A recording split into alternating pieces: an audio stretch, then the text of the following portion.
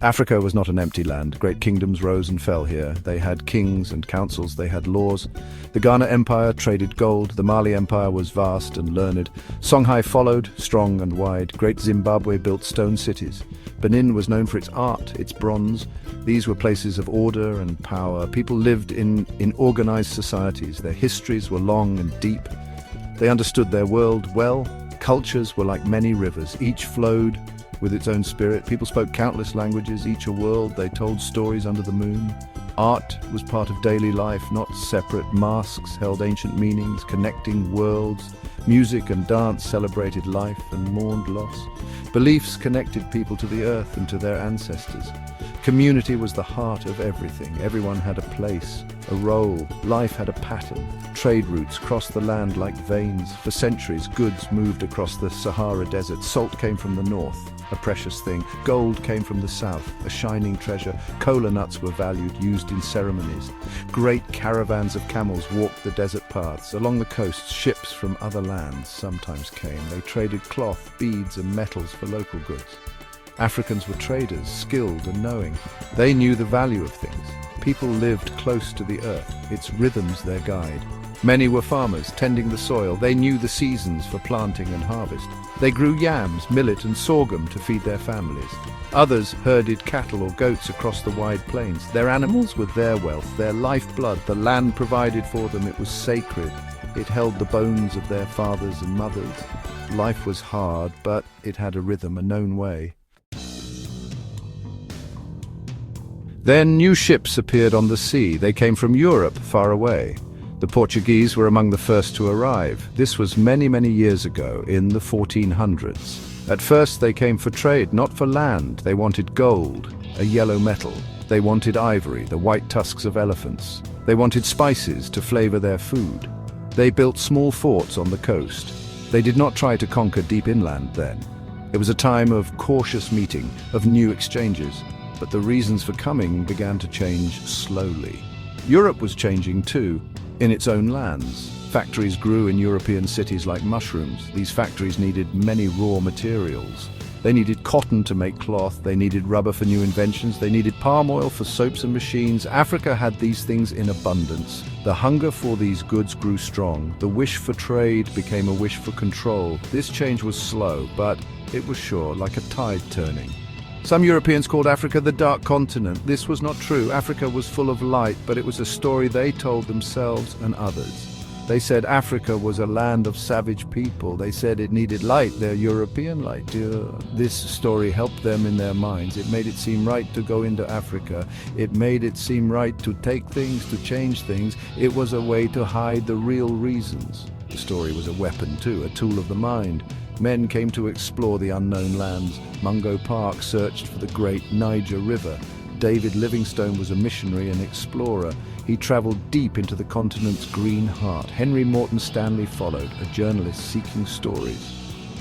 Their journeys filled in maps for Europeans. They reported on the rivers, the lakes, the people. Their paths opened the way for others to follow. These others came not just to see, but to take and to rule. Their footsteps were heavy on the land. Suddenly, the European powers rushed for Africa. It was like a great race, a fever. They called it the Scramble for Africa. In 1884, they met in Berlin, a city in Germany. No Africans were invited to this important meeting. They sat around tables with large maps. They drew lines on these maps with pens. They divided Africa like a cake, piece by piece. Each power wanted a share of the land. Britain, France, Germany, Belgium, Portugal all claimed parts. The land was not theirs to claim. They used papers called treaties to take the land. Sometimes African chiefs signed these papers. They thought they were agreements of friendship or trade. Often, the true meaning was hidden from them. The language on the paper was foreign, unknown. The promises made by the white men were often false. Some chiefs were tricked with clever words. Others were forced by threats or shows of power. They signed away their people's land unknowingly. They signed away their freedom. This ink was a tool of conquest, staining the future. When treaties did not work, guns spoke loudly. European armies had powerful new weapons. They had machine guns that fired many bullets. African warriors fought bravely to defend their homes. They used spears and old guns, their courage strong, but the new weapons were too strong for them. There were many wars of resistance across the continent, but often the resistance was crushed by force. Blood was spilled on the soil of Africa. The land was taken by force, by fire. This was a time of great sorrow and loss. The Europeans set up their own rule. They called it colonial government, a new order. They sent governors and soldiers to control the people. They made new laws that suited their needs. Sometimes they used local chiefs to help them rule. This was called indirect rule, a clever trick. But the real power was always with the white man. The old ways of governing were pushed aside, broken. Africans were now subjects in their own land. It was a bitter pill to swallow, a heavy burden. The land was made to serve Europe first. Africans were forced to grow crops for export. Cotton, cocoa, coffee, rubber grew on their soil. These went to feed European factories far away. Mines were dug deep for gold, diamonds, and copper. The wealth of Africa flowed outwards like a river. Little of this wealth was left for the people. Traditional farming for food was neglected by the new masters. Men were forced to work for low pay, far from their homes and families, building roads or in mines. New ways were brought by the colonizers. They built schools in some places, but these schools taught European ways, European history. African languages were often forbidden within school walls. The white man's religion was taught and many converted. Old beliefs were called pagan, backward and uncivilized. The strong bonds of family and clan were weakened.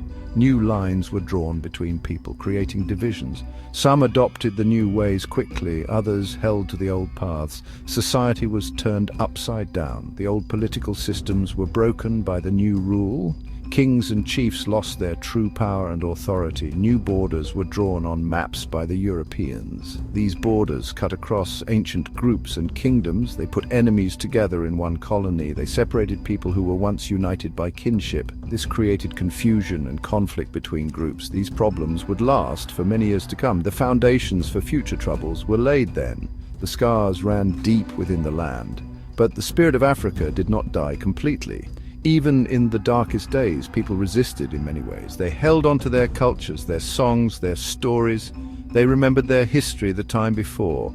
Slowly, new leaders emerged from the people. They learned the white man's knowledge in the new schools. Then they used this knowledge to fight for freedom. The road to independence was long and hard. It was filled with struggle and sacrifice, but the dream of a free Africa remained strong in their hearts. This dream would one day become real again.